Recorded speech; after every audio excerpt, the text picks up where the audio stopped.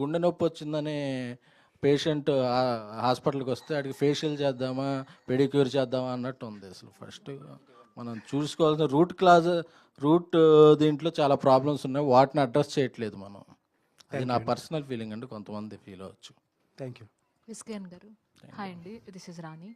First మీరు చెప్తున్నట్లే చాలా వరకు ప్రాబ్లమ్స్ ఉన్నాయి సినిమాకి అదే థియేటర్స్ వరకు ప్రేక్షకులను తీసుకురావాలి అంటే.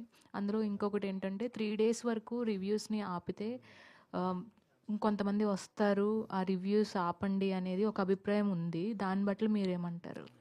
అంటే నీరు పళ్ళంలోకి వెళ్ళుద్ది కదండి, దాన్ని ఎలా ఆపలేము. మీడియాని రివ్యూల్ని ఎవరు ఆపలేము. ఎందుకంటే అది అసలు ఆ థాటే ఆలోచన ఒక ఫ్యూ మినిట్స్ వేస్ట్ ఆఫ్ ఇది అని చెప్పి. అంటే ఇప్పుడు మీరు ఒక వెబ్సైట్లో ఆపేస్తారు, ఆ వెబ్సైట్ అతను వెబ్సైట్ పేరు లేకుండా సినిమా పోస్టర్ ముందు నుంచి రివ్యూ చెప్పేస్తాడు. అది ఎలా ఆపుతారు? సరే జర్నలిస్ట్ చెప్పడం, సోషల్ మీడియాలో కొద్ది ఇన్ఫ్లుయెన్సరు లేకపోతే ఎవరో అతను ఒక చెప్తాడు ఈ సినిమా బాగుంది బాగోలేదని.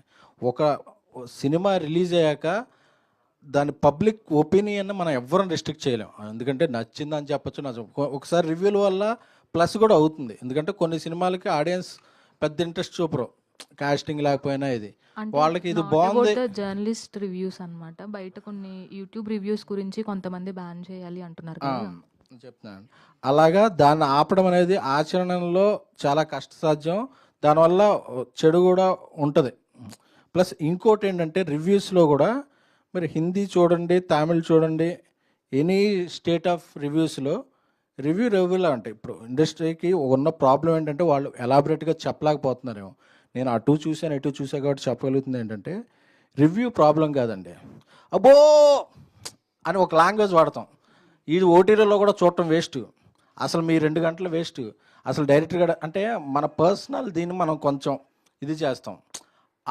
ఎందుకంటే ఎక్కువ మంది చూస్తారు, ఎక్కువ మందికి రీచ్ అవుద్ది అని. ఆ పదజాలం లేకుండా బాగుంది బాగాలేదు ఇది అది బాగుంది అని చెప్పి ఇదివరకు ఉండేవి. ఇప్పుడు ఏంటంటే ఎక్కువ మంది ఆకట్టుకోవాలని, ఎక్కువ వైరల్ అవ్వాలని కొంచెం అది వెళ్తుంది, అది ఇబ్బంది కలుగుతుంది.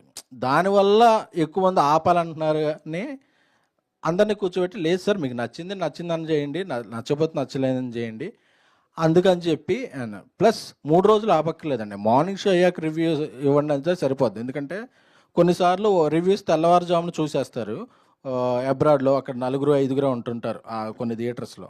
ఆ పూర్తి థియేటర్లో చూసిన రెస్పాన్స్ రాదు. అదే మన కూకట్పల్లిలో మామూలుగా ఒక మల్టీప్లెక్స్లో చూస్తే ఆ రెస్పాన్స్ థియేటర్లో ఉంటుంది. అలా రెస్పాన్స్ లేకుండా చూసిన రివ్యూస్. సో దీన్ని పూర్తిగా ఇవ్వద్దని చెప్పడం కాదు, ఇది ఇలా చేయండి అనేది